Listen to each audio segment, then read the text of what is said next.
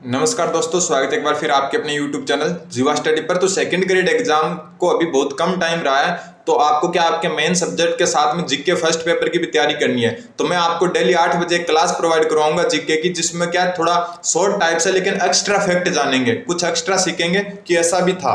ठीक है, ये चीजें आपको क्या है बहुत कम मिलती है या फिर नहीं मिलती है, तो वो मैं आपको बताने की कोशिश करूंगा। तो आप ये आपके रीड जो सेकंड पेपर है उसमें भी काम आ जाएगा। सबसे पहले राजस्थान की उत्पत्ति के बारे में जानते हैं। देखो, पहले जो स्टार्टिंग में अपनी पृथ्वी थी वो इस हिसाब से थी, जो वर्तमान के सारे महाद्वीप हैं वो क्या थे, एक जगह थे। जैसे दक्षिण अमेरिका, उत्तरी America, Asia, Europe, Africa, Australia, Antarctica, ये सातों महाद्वीप एक जगह, पूरा स्थल क्या एक जगह था। अब तो क्या अलग अलग है। ठीक है, और वो पृथ्वी के 29% भाग पर था। ठीक है, हम राजस्थान के पास पहुंचेंगे बातें करते करते, ऐसा ना सोचना कि ये क्या पढ़ाने लग गए। फिर जो जलीय भाग था 71% था, वो एक तरफ था। ठीक है, जो जलीय भाग था उसको तो पेंथलासा नाम दिया गया। ठीक है, इसको पेंथलासा सागर भी कहते हैं। ठीक है, पेंथलासा सागर। जो जलीय भाग था उसको तो क्या कहा गया, पेंथलासा सागर। और जो स्थलीय भाग था जहां पर सारे महाद्वीप एक साथ थे उसको क्या कहा गया, पेंजिया कहा गया। ठीक है, और ये थ्योरी जिसने दी थी उसका नाम था वेगनर। ठीक है, ये थ्योरी जिसने दी वो वेगनर था। तो पूरी जो पृथ्वी है वो क्या है, जिस सारे महाद्वीप एक जगह स्थलीय रूप में थे उनको क्या क्या कहा गया, पेंजिया महाद्वीप। और जो जलीय भाग एक तरफ था उसको पेंथलासा सागर कहा गया। अब जो पेंजिया था उसमें दो भाग थे, एक तो उत्तर में था एक दक्षिण में था। उनके बारे में थोड़ा बता देता हूं। देखो, इस हिसाब से जो पेंजिया वो दो भागों में बंटा हुआ था। जो उत्तर वाला था उसको अंगारा लैंड कहते हैं, और इसको एक और नाम से भी जानते हैं, वो है लोरेशिया। ठीक है, लोरेशिया। लोरेशिया या अंगारा लैंड था वो तो था उत्तर दिशा में।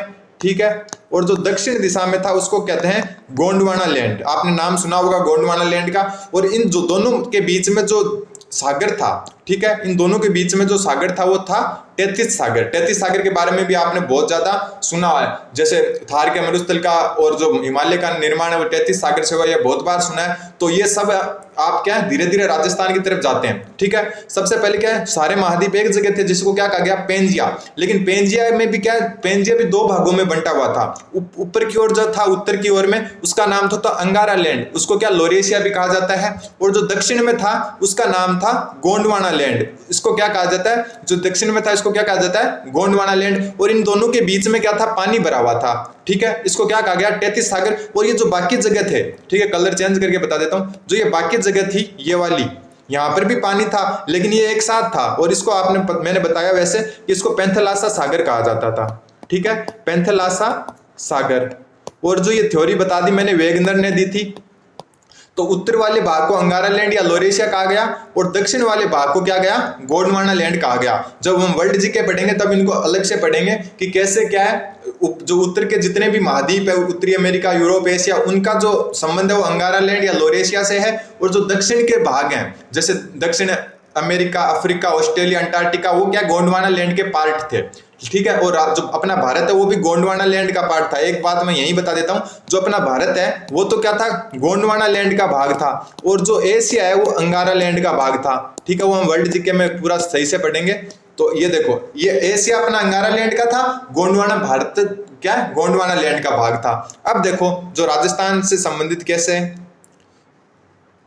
एक बात मैंने आपको बताई थी वही लिखी हुई है कि पेंजिया का उत्तरी भाग जिससे क्या बना, एक तो उत्तरी अमेरिका, जो उत्तर में जो भी महाद्वीप है, ठीक है, उत्तर में जो भी महाद्वीप है, एक तो उत्तरी अमेरिका उत्तर में है, एक यूरोप भी ऊपर की साइड है, और एक एशिया जो उत्तरी एशिया है वो भी क्या है, ऊपर की साइड है। तो इन तीनों का निर्माण किससे हुआ, अंगारा लैंड से हुआ।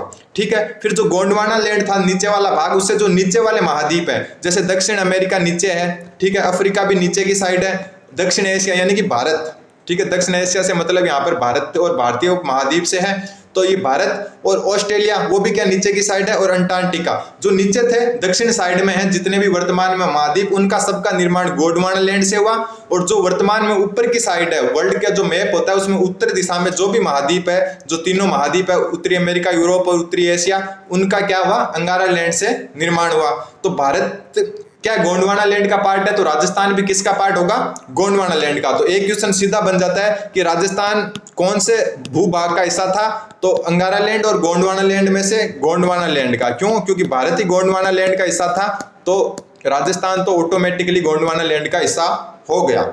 लेकिन 33 सागर आपको मैंने बता दिया, दोनों जो अंगारा लैंड और गोंडवाना लैंड है इनके मध्य स्थित था। और पैंथलासा सागर बाकी जितनी भी पृथ्वी पर जल था उसको पैंथलासा सागर से नाम से जाना गया। अब देखो राजस्थान में क्या है, 4 भूभाग पाए जाते हैं, भौगोलिक रूप से 4 भूभाग पाए जाते हैं। एक तो अरावली का प्रदेश, एक हाड़ौती प्रदेश, एक पश्चिम मरुस्थलीय प्रदेश और एक पूर्वी मैदान।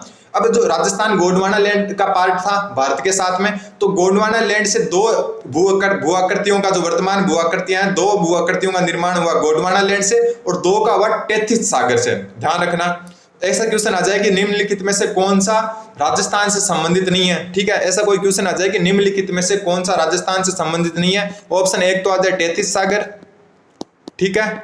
ऑप्शन 2 आ जाए गोंडवाना लैंड, ठीक है। ऑप्शन 3 आ जाए अंगारा लैंड, ठीक है। और ऑप्शन 4 आ जाए इनमें से कोई नहीं। तो आपको क्या करना है, अंगारा लैंड करना है, क्योंकि अंगारा लैंड का राजस्थान से कोई लेना देना नहीं है। 33 सागर और गोंडवाना लैंड दोनों के अवशेष के रूप में जो वर्तमान भू-आकृतियां पाई जाती है उनके बारे में मैं आपको थोड़ा सा बता देता हूं। देखो राजस्थान में वर्तमान में क्या है, 4 भौगोलिक प्रदेश है। एक तो क्या है अरावली प्रदेश, एक है हाड़ौती का प्रदेश, एक है मरुस्थलीय प्रदेश और एक है पूर्वी मैदानी प्रदेश। अब यहाँ पर जो यहाँ पर जो गोंडवाना लैंड है उसका हिस्सा कौन कौन सा है, अरावली और हाड़ौती। अरावली और जो हाड़ौती प्रदेश है वो क्या है, पहले के गोंडवाना प्रदेश का हिस्सा है। पहले जो गोंडवाना लैंड था दक्षिण दिशा में, उसका हिस्सा कौन कौन से भौगोलिक प्रदेश है वर्तमान के, अरावली और हाड़ौती। और 33 सागर जो बीच में सागर था, आपने पढ़ा भी है कि हिमालय का जो निर्माण है वो 33 सागर से हुआ। पश्चिमी मरुस्थल जो थार का मरुस्थल है उसका निर्माण भी 33 सागर से हुआ।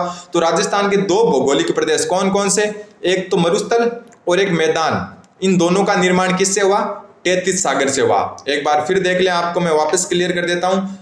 देखो गोंडवाना लैंड से किसका निर्माण हुआ, 2 भू-आकृतियों का निर्माण हुआ वर्तमान राजस्थान में। एक तो थी अरावली, ठीक है, और एक है हाड़ौती। इन दोनों का निर्माण किससे हुआ, गोंडवाना लैंड से, ठीक है। बची हुई 2 जो आकृतियां हैं कौन सी, या आप भौगोलिक प्रदेश या जो भू-आकृति कुछ भी कह सकते हो, एक तो मरुस्थल और एक मैदान, ये दोनों क्या है 33 सागर के अवशेष है। आपका वैसे हर एग्जाम में काम आ जाएगा, लेकिन सेकंड ग्रेड के हिसाब से चल रहे हैं अपन, थोड़ा जल्दी में शॉर्ट टाइप से करेंगे। तो ये 2 क्वेश्चन बन सकते हैं कि कौन सी भू-आकृति या फिर कौन सा भौगोलिक प्रदेश 33 सागर का अवशेष है, तो मरुस्थल और मैदान, और गोंडवाना लैंड का कौन सा, अरावली और हाड़ौती। वर्ल्ड जीके और इंडिया जीके भी हम पढ़ेंगे, रीट में भी ये आपके काम आ जाएगा। तो ये दोनों आप नोट कर सकते हो। फिर बात आती है कि जो सबसे प्राचीन भौगोलिक प्रदेश कौन सा है, अरावली, ठीक है। और जो सबसे नवीनतम है वो पूर्वी मैदान है, सबसे नवीनतम। ये आपने बार बार पढ़ा होगा, प्राचीन का आपको लगभग सबको पता होता है, क्योंकि सबसे प्राचीन वल्लीत जो पर्वत श्रृंखला है वो अरावली की है। लेकिन जो मैदान है वो सबसे नवीनतम है। कहीं पर क्या मरुस्थल दिया होता है नवीनतम, लेकिन ये गलत है। वैसे दोनों एक ही क्या काल की है, लेकिन फिर भी क्या मैदान थोड़ा और नया है, यानी कि मरुस्थल का निर्माण मैदान से पहले हो चुका था राजस्थान में। तो कहीं पर क्या आपको कई बुक में ऐसा हो सकता है कि नवीनतम मरुस्थल दिया हो, लेकिन मरुस्थल नवीनतम नहीं है, नवीनतम मैदान को माना जाता है, ठीक है। तो ये ध्यान रखना। बहुत सारी बुक है, मैंने भी देखा है कि मरुस्थल को सबसे नवीनतम भौगोलिक प्रदेश लिखा गया है, लेकिन नवीनतम भौगोलिक प्रदेश कौन सा है, पूर्वी मैदानी प्रदेश। सबसे प्राचीन कौन सा है, अरावली भौतिक प्रदेश, ठीक है। अब थोड़ा आगे चलते हैं। अब देखो भारत, राजस्थान के जैसे भारत को भी क्या है लगभग 4-5 क्या है भौगोलिक प्रदेशों में बांटा गया है। हम क्या भारत का जीके पढ़ेंगे, भारत का जो भूगोल पढ़ेंगे, जियोग्राफी पढ़ेंगे, उसमें देखेंगे भारत को देखो किस भाग में बांटा गया। एक तो हिमालय प्रदेश, ठीक है, एक बांटा गया है जो पूर्व मैदानी प्रदेश, ठीक है, एक बांटा गया है प्रायद्वीपीय भारत, ठीक है, एक द्वीपीय समूह, ऐसे करके फिर पश्चिमी तट, पूर्वी तट वगैरह जो भी है इस हिसाब से बांटा गया है। तो जो राजस्थान का अरावली, ठीक है, और जो हाड़ौती है वो भारत के प्रायद्वीपीय पठार का हिस्सा है। ध्यान रखना, ये भी इंपॉर्टेंट क्वेश्चन है। और जो मरुस्थल और मैदान है वो भारत के विशाल जो मैदान है, उत्तरी विशाल मैदान, उस भौगोलिक प्रदेश का हिस्सा है। एक बार मैं थोड़ा और क्लियर करने की कोशिश करता हूं अगर आपके समझ में नहीं आ रहा तो। देखो भारत के बारे में आप जानते हो, भारत को क्या है 5 भौगोलिक प्रदेशों में बांटा गया है, जिसमें से एक तो प्रायद्वीपीय भारत है और एक उत्तरी विशाल मैदान या फिर मैदानी प्रदेश भी कहते हैं उसे। तो जो अरावली और हाड़ौती है, अरावली और हाड़ौती, इनके बारे में 2 चीज आपको याद रखना है।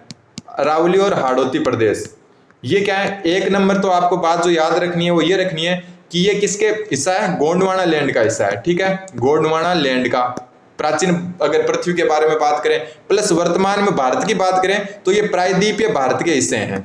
ठीक है, प्रायद्वीप क्या होता है? जो तीन तरफ से समुद्र से घिरा हो। जैसे जो दक्षिण भारत है वो लगभग सारा का सारा प्रायद्वीप में आता है। भारत का जो दक्षिण भारत का हिस्सा है, क्योंकि जो इस हिसाब से हिस्सा है दक्षिण भारत का, वो क्या तीन तरफ से समुद्र से घिरा है, और तीन तरफ से जो समुद्र से घिरा हो उसको क्या कहते हैं? प्रायद्वीप। और जो प्रायद्वीपीय प्रदेश है उसमें जो राजस्थान के दो भौतिक प्रदेश आते हैं, एक तो अरावली और एक हाड़ौती। तो ध्यान रखना अरावली और हाड़ौती के बारे में एकदम क्वेश्चन बनता है, क्योंकि आप क्या ज्यादातर जो नोट्स हैं वो क्या ऊपर से होते हैं। तो गोंडवाना लैंड का हिस्सा भी कौन से थे? अरावली और हाड़ौती।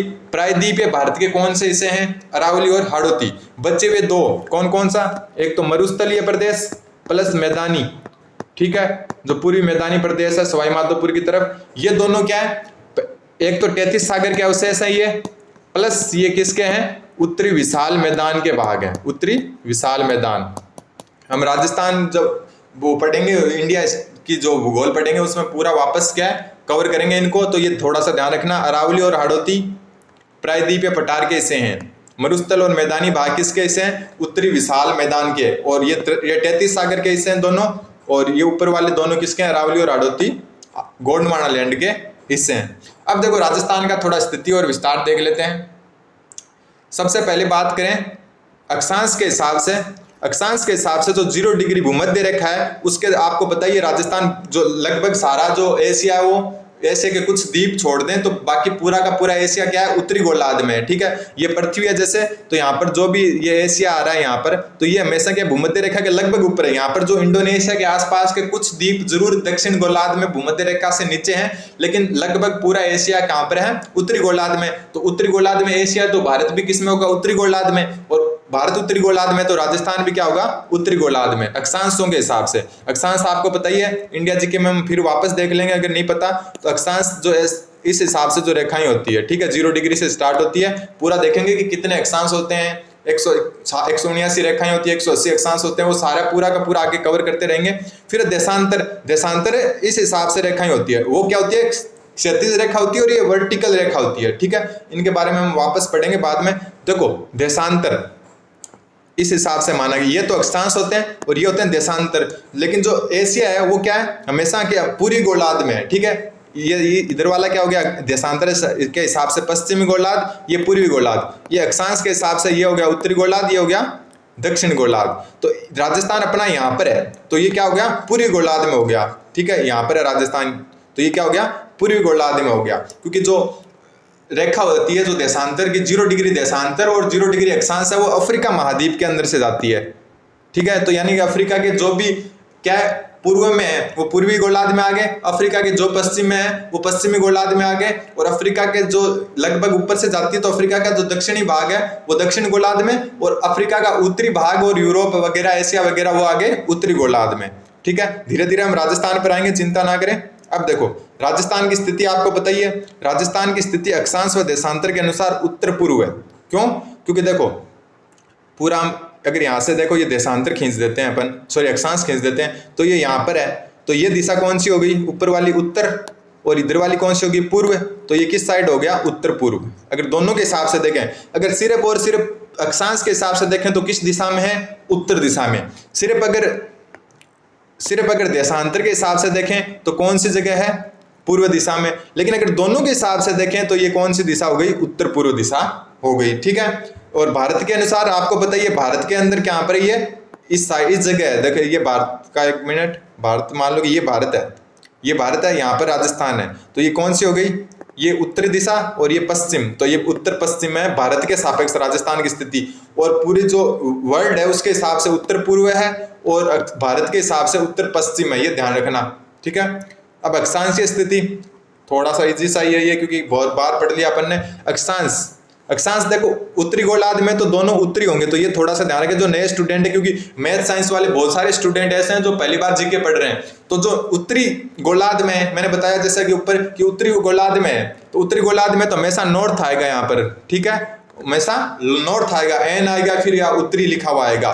तो 23 डिग्री 3 मिनट से 30 डिग्री 12 मिनट। ठीक है, 23 डिग्री 3 मिनट से अक्षांशीय स्थिति बता रहा हूं मैं, देशांतरीय बाद में बताऊंगा। देखो 23 डिग्री 3 मिनट से लेकर 30 डिग्री 12 मिनट। ऑप्शन में भी क्या है, इस हिसाब से दे देते हैं, चारों ऑप्शन एक जैसे दे देते हैं। कि यहाँ पर लिख दिया 23 डिग्री 3 मिनट, फिर 30 डिग्री 12 मिनट, फिर चारों ऑप्शन में सेम वही संख्या लिख दी, लेकिन यहाँ पर क्या कर देते हैं NL कर देते हैं, NL कर देते हैं, इस साइड NL इस साइड SL कर देते हैं, इस साइड SL इस साइड NL कर देते हैं, दोनों साइड SL कर देते हैं। लेकिन आपको ध्यान रखना है दोनों में उत्तरी गोलार्ध ही आएगा, यानी NL लिखा हुआ ही आएगा या फिर उत्तरी अक्षांश ही लिखा हुआ आएगा। ध्यान रखना NL या फिर उत्तरी अक्षांश ही लिखा आएगा दोनों तरफ। तो ऑप्शन चारों एक जैसे ही दे देते हैं। और जो नए स्टूडेंट है खास करके मैथ साइंस वाले, वो क्या करते हैं, कई बहुत सारे पहली बार जीके पढ़ रहे हैं तो वो NL में कंफ्यूज हो जाते हैं। ध्यान रखना NL में ही आएगा हमेशा, ऑप्शन में चारों एक जैसे दे देते हैं। अब देखो अक्षांश कैसे होते हैं, मैंने जैसे कि बताया आपको कि मान लो कि इस हिसाब से राजस्थान है, एक कच्चा मानचित्र बनाते हैं, अक्षांश इस साइड होते हैं, तो जो अक्षांश यहाँ से स्टार्ट हो रहा है यहाँ पर खत्म हो रहा है, तो यानी कि जो ये वाला अक्षांश है वो 23 डिग्री 3 मिनट पर है, और जो लास्ट धौलपुर में है ये वाला कौन सा है 30 डिग्री 12 मिनट है। ठीक, दोनों समझ में आ गए। अब जो इस साइड गांव होगा, एक मिनट,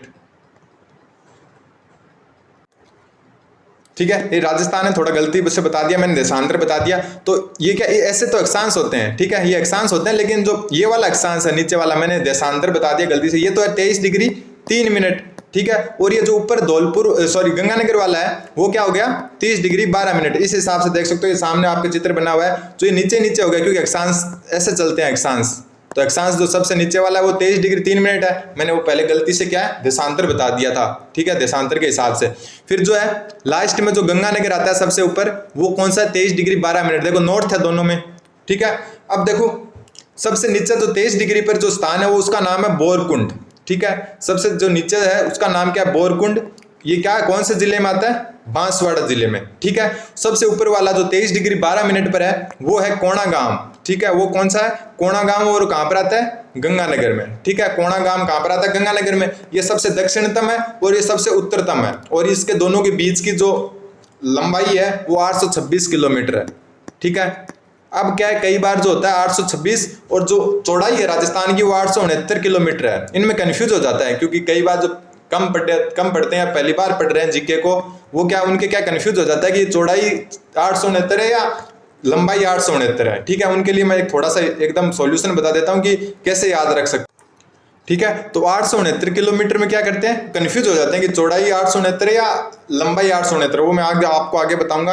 अब देखो राजस्थान का सबसे दक्षिणतम कौन सा हो गया बोरकुंड, सबसे उत्तर वाला कोणागाम, ठीक है, ये यहाँ पर कोणागाम है सबसे उत्तर गंगानगर में, और सबसे नीचे बोरकुंड है। ये पूरी लंबाई 826 किलोमीटर है, ठीक है। अब राजस्थान का जो विस्तार है अक्षांशों में वो 60 डिग्री 9 मिनट है। ये कैसे हुआ, देखो ऊपर कौन सा अक्षांश है 30 डिग्री 12 मिनट, नीचे कौन सा है 23 डिग्री 3 मिनट, दोनों में डिग्री में कितना अंतर है 60 डिग्री का, ठीक है। अब देखो 12 मिनट में से 3 मिनट गई तो कितना बचा 9 मिनट बचा, ठीक है।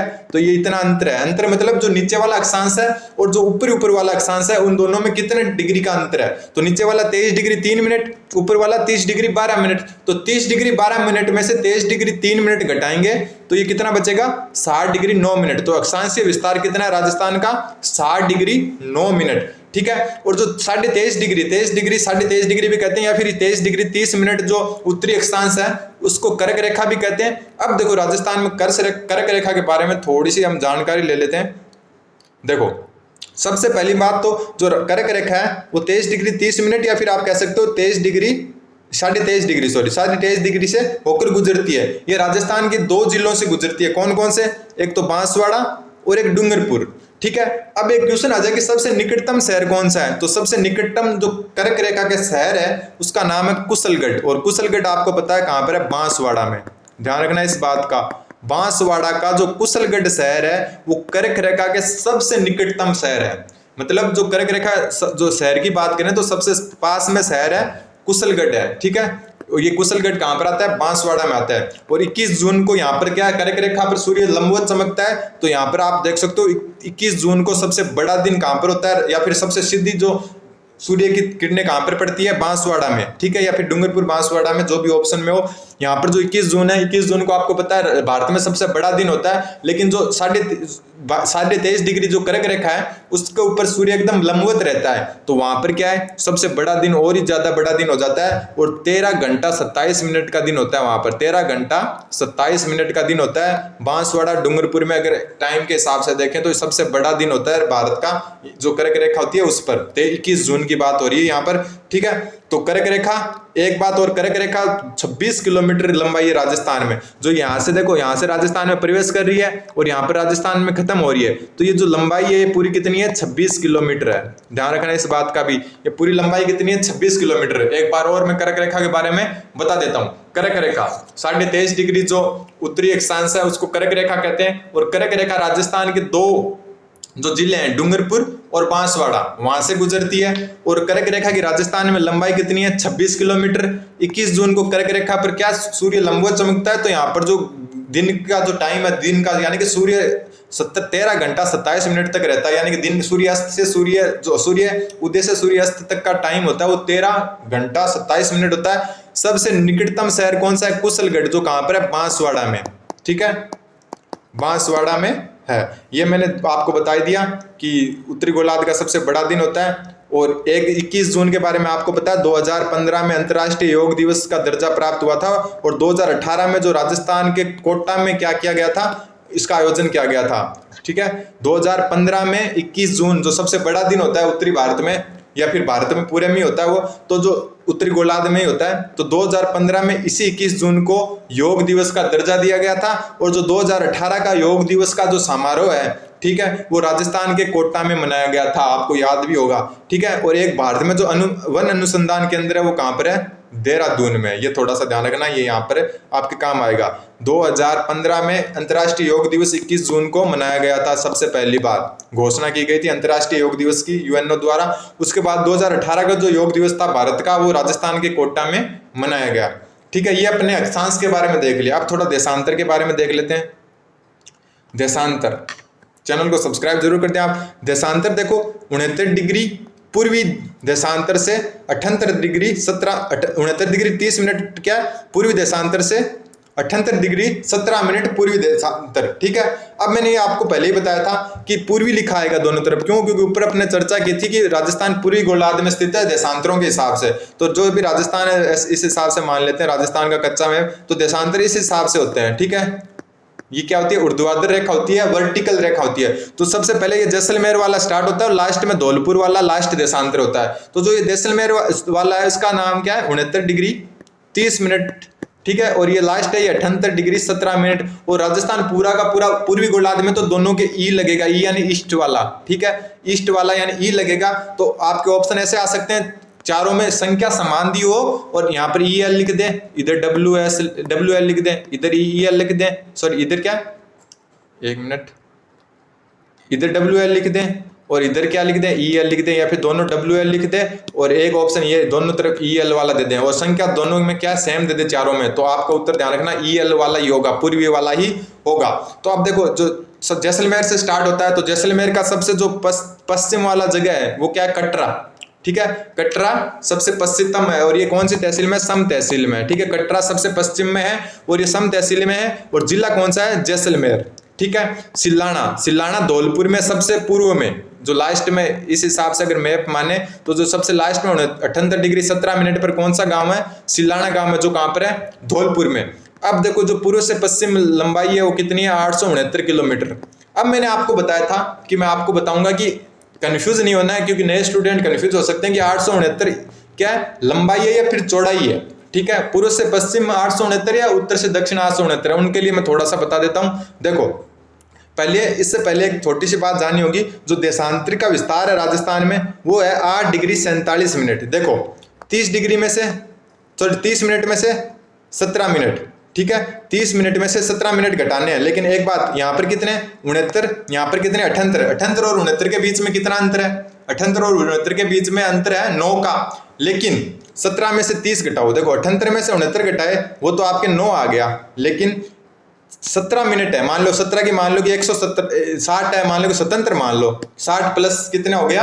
17, स्वतंत्र में से 30 घटाया कितना बचा 47, ठीक है। क्योंकि जो 1 डिग्री होता है उसको 60 मिनट लिख सकते हो आप। तो माना कि 9 डिग्री है, 9 डिग्री की जगह 8 डिग्री लिख दो, फिर 60 मिनट में से 30 मिनट घटा, एक 60 मिनट और 17 मिनट ये है, स्वतंत्र में से 30 घटा दो तो 47, तो 8 डिग्री 47 मिनट का है इसका देशांतरीय विस्तार। ये घटाने से निकल जाएगा अगर आप भूल भी जाते हो तो।